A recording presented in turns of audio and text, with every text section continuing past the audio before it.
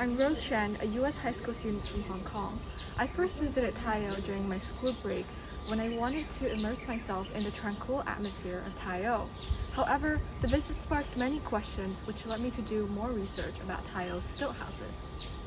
Stilt houses are houses built on water, a structure that evolved from boat houses in Tai O's history.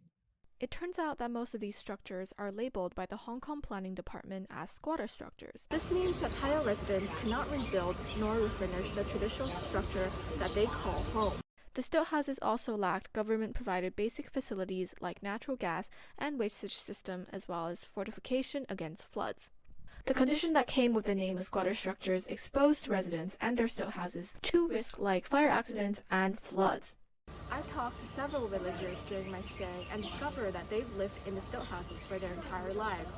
It felt wrong to me that these people who seem indigenous to the place do not actually own their homes. It drove me to research more about Tai O's stilt houses with more primary sources. Dr. Martin Williams is an ecological consultant, photographer, and a writer based in Hong Kong. Having read his article about Tai O, I reached out to him to ask about his insight regarding Tai O.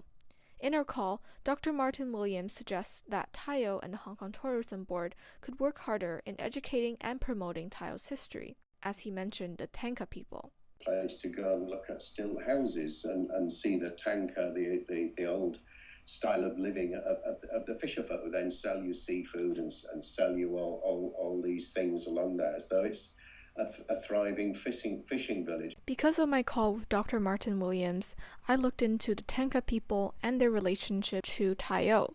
It turns out that Tai O villagers are mostly descendants of the Tanka, Hoklo, and Hakka who moved to Tai O in the 1800s. According to the archaeological test done by the Hong Kong Antiquities and Monuments Office in 2001, stilt houses built by locals in Tai O dated back to the 1800s, while temples and shrines dated back to the 1700s. Despite Tai O being inhabited by the Tanka people for more than 200 years, the Hong Kong City Planning Department categorized the stilt houses in Tai O under squatter structures and temporary licensed structures. In 1956, the government published the New Building Ordinance that formally created the concept of squatter structures and a series of policies relating to it.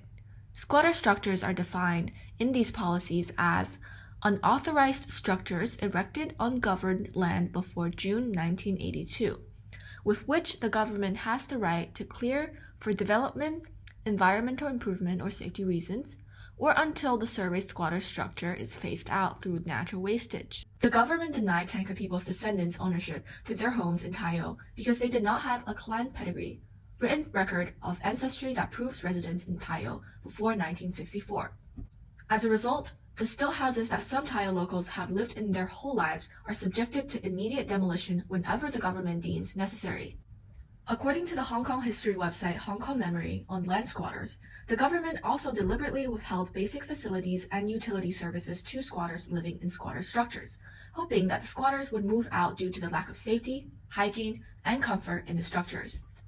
However, the high rents for proper residential units were often beyond low-incomer squatters' reach.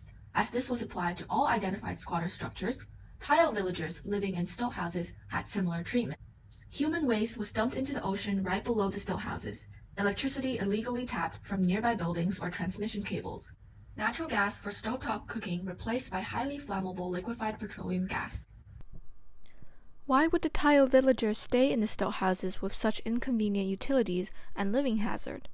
I went ahead and asked a few residents who lived or have lived in the stilt houses. 中意棚屋好好住嘅，其實棚屋好好住嘅。其實嗰個年代係個個都係住棚屋嘅，住棚屋係佢好處真係好住嘅，一樣都咁好住嘅，都係冬暖夏涼咁樣噶啦，咁樣咧佢同埋咧比較大間啲嘅，石屋咧啲離牆又厚啲，呢啲棚屋就薄啊嘛，一塊板咁薄，所以係闊啲咯，係好住嘅。唔願意嘅，唔願意，因為咧根本佢而家好多渠道可以俾你上樓嘅啲人嘅，我覺得係唔需要話，唔需要拆咗你間屋。如果嗰個人需要，即係點講咧，需要上屋嘅，佢根本就唔需要拆你座樓。因為唔好忘記人係貪心嘅，你查佢又要講依樣又要講嗰樣，根本佢唔喺度住都要講嗰樣，都留喺度。同埋我都覺得係好多渠道可以上到樓嘅，而家啲人唔同埋唔同我哋細個嗰下，上樓就係好奢侈嘅嘢，同埋一個點啊真係。仲好似中馬標啦，以前就係中馬標咁啦，係啦，但係而家唔會咯。一般嗰個漁村，咁隔離鄰舍全部都係左右隔離啊、親戚啊各方面係識㗎，全部都識。即係大多數都冇咩外滯啦，一般人。嗰啲你棚屋好多空間係望到出去，望嗰個眼光望得好遠嘅嘢，係好舒服，係咪啊？ So, in addition to affordability, the villagers who choose to stay in stilt houses do so because of comfort, memories, and close family connections. Starting from the 2000s, the government's approach towards the stilt houses in Tai O took a peculiar turn when stilt houses tourism potential surfaced. Stilt houses in Tai O, at the same time squatter structures, were promoted by Hong Kong Tourism Board as one of the most unique scenic spots in Hong Kong. With promotion, tourists started to flood into Tai O. Tai O residents have mixed feelings about the blooming tourism.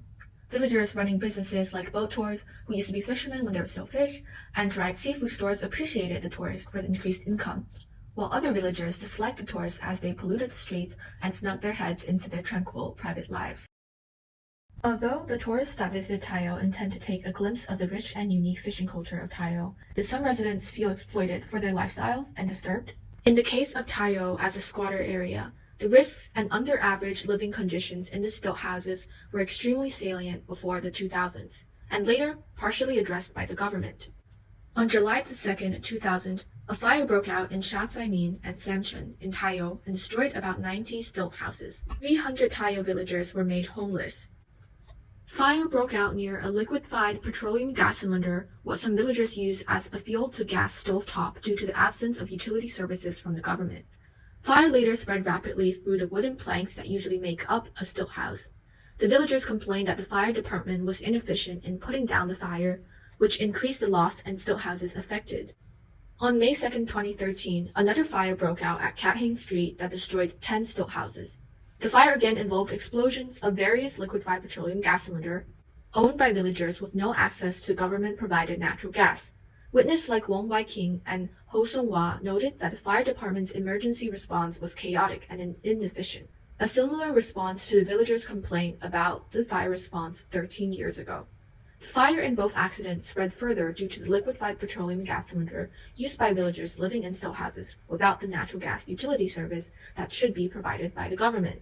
Damage could also have been reduced if only the fire departments were more efficient, something that could have been achieved with routine fire drills in Tai O. In addition to the destructive fire accidents, Tai O residents living in stilt houses also face the threat of severe flooding. There has been historical flooding in Tai O as it is a low-lying area, but in this decade, more severe and frequent typhoons had hit Tai O.